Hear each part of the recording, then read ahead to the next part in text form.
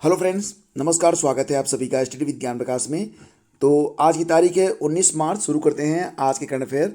तो कुछ technical issue की वजह से आज हम लोग जो ये सेशन है इसे हैंड रिटन नोट्स की सहायता से कंप्लीट करेंगे। सभी प्रश्न बहुत इंपॉर्टेंट हैं, वीडियो को ध्यान से देखिएगा। तो पहला क्वेश्चन लेते हैं। पहला क्वेश्चन होगा कि IUCN रेड लिस्ट में ग्रेट इंडियन बस्टर्ड्स की संरक्षण नीति क्या है।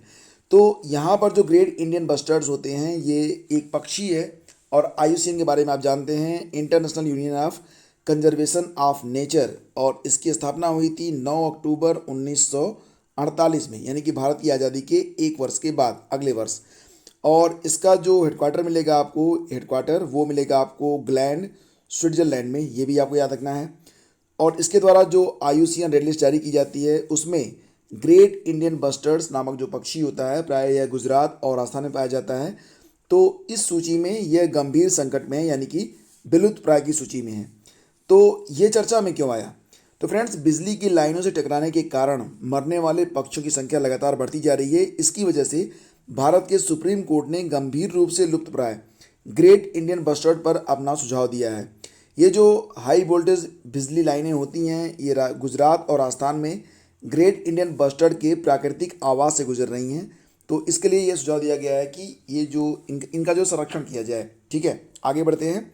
हाल ही में NSG, जिसको आप नेशनल सिक्योरिटी गार्ड कहते हैं, तो NSG के DG के रूप में, यानी कि महानिदेशक के रूप में नियुक्त किया गया है। किसको? सही जवाब होगा MA गणपति को। याद रखिएगा, ऑप्शन बी MA गणपति, ये NSG के DG के रूप में, महानिदेशक के रूप में नियुक्त किए गए हैं।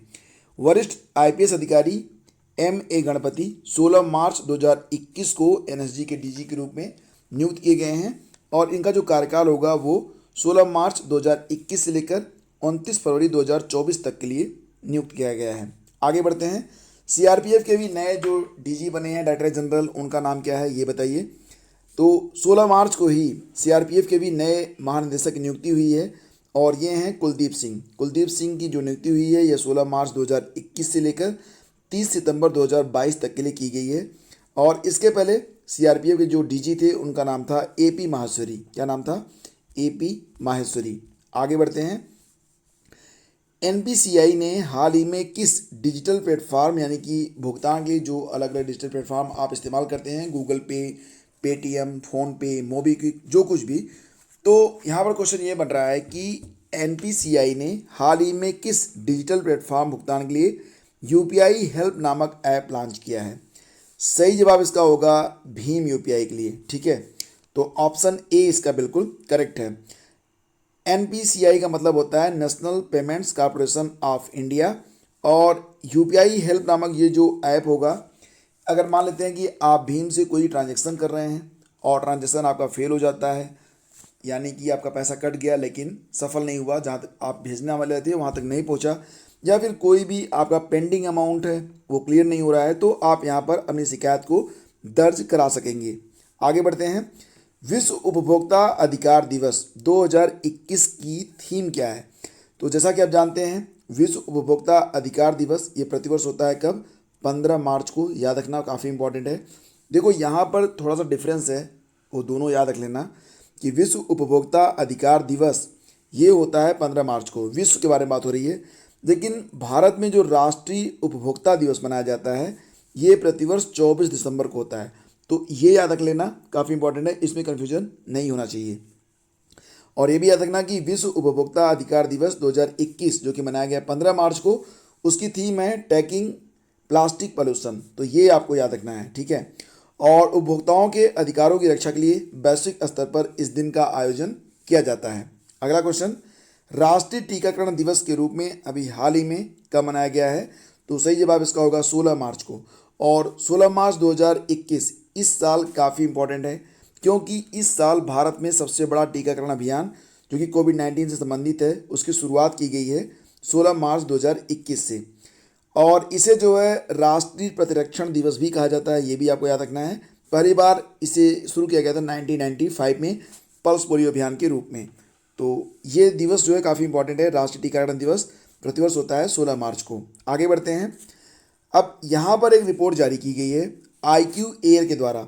एक स्विट्जरलैंड की संस्था है IQ एयर, इसने एक रिपोर्ट जारी किया है और इस रिपोर्ट में भारत की रैंक क्या है वर्ल्ड वाइड? तो सही जवाब है भारत की रैंक इसमें तीसरी है, यानी कि भारत दुनिया का तीसरा सबसे प्रदूषित शहर यहाँ पर बताया गया है। एक्चुअली में इसकी जो रिपोर्ट होती है देखा जाए तो साउथ एशिया में ही ज़्यादातर ये निर्भर करती है। तो दिल्ली दुनिया का 10वां सर्वाधिक प्रदूषित शहर बताया गया और सबसे अधिक प्रदूषित राजधानी है कि दुनिया में जितनी भी राजधानियाँ हैं जितने देशों की, उसमें सबसे अधिक प्रदूषित जो राजधानी है वो दिल्ली है। और देखा जाए सबसे प्रदूषित शहर कौन सा है, तो सबसे ज़्यादा जो प्रदूषित शहर है वो उसमें 10वां स्थान आ रहा है दिल्ली का। और सबसे अधिक प्रदूषित बांग्लादेश को माना गया पहले स्थान पर, दूसरे स्थान पर पाकिस्तान को, और फिर आता है भारत। तो तीसरे स्थान पर भारत है, ठीक है, यानी कि प्रदूषण में भारत जो है वो तीसरे स्थान पर आ रहा है। तो यहाँ पर मैं आपको बता दूँ चीन इस सूची में कुल 11वें स्थान पर है और दुनिया के जो 30 सबसे अधिक सर्वाधिक जो प्रदूषित शहर हैं, दुनिया के 30 सर्वाधिक प्रदूषित, उसमें भारत के 22 शहर आते हैं। तो ये भी आपको याद रखना है। चलिए आगे बढ़ते हैं। एशियन बॉक्सिंग चैंपियनशिप 2021 का मेजबान देश कौन सा होगा? एशियन बॉक्सिंग चैंपियनशिप 2021 का मेजबान, ये देखिए एशियन बॉक्सिंग चैंपियनशिप 2021 का आयोजन भारत में किया जाएगा 2021 में, याद रखना इसको। और इसका आयोजन नई दिल्ली में होगा 21 से लेकर 31 मई के बीच में, ठीक है। तो बस शुरुआत होने ही वाली है, ये भी आपको याद रखना है। और इंटरनेशनल बॉक्सिंग एसोसिएशन की स्थापना कब हुई थी? 1946 में हुई थी। इसका हेडक्वार्टर मिलेगा आपको लुसाने स्विट्जरलैंड में, ठीक है। अच्छा, यहाँ पर कुछ और भी इंपॉर्टेंट फैक्ट हैं, याद रखना है इसको। मैं आपको बता देता हूँ कि 32वां ग्रीष्मकालीन ओलंपिक ये आयोजित किया गया था टोक्यो जापान में, ठीक है। आयोजित किया गया नहीं, आयोजित किया जाएगा। 32वां ग्रीष्मकालीन ओलंपिक 2021 का आयोजन टोक्यो जापान में होगा। 24वां शीतकालीन ओलंपिक का आयोजन 2024 में किया जाएगा बीजिंग चीन में। 19वां एशियाई खेल 2021 में आयोजित होगा कहाँ पर? चीन में। और 16वां Asia cup cricket tournament, Asia cup cricket tournament, इसका आयोजन 2021 यानी कि इसी वर्ष होना है। कहाँ पर होगा? श्रीलंका में होगा। और सिप्री के द्वारा जारी रिपोर्ट के अनुसार दुनिया का सबसे बड़ा हथियार आयातक देश कौन सा है? दुनिया का सबसे बड़ा हथियार आयातक देश, तो फ्रेंड्स ये देश है सऊदी अरब। हालांकि दुनिया के जो टॉप 3 आयातक देश हैं उसमें पहले स्थान पर सऊदी अरब है, दूसरे स्थान पर है भारत और तीसरे स्थान पर है मिस्र। तो ये दुनिया के टॉप 3 हथियार आयातक देश हैं।